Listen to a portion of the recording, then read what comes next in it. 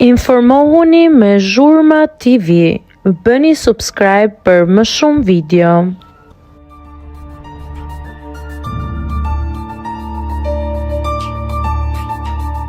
Nuk do flas, do veproj. Rozana Radi thyen heshtjen me një mesazh të fortë.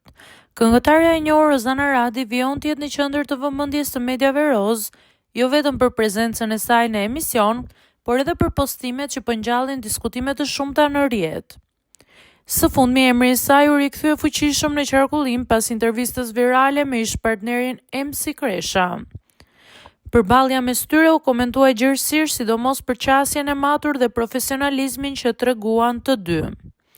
Megjithatë, duket se pas kësaj qetësie publike fshihet një situatë më e tensionuar.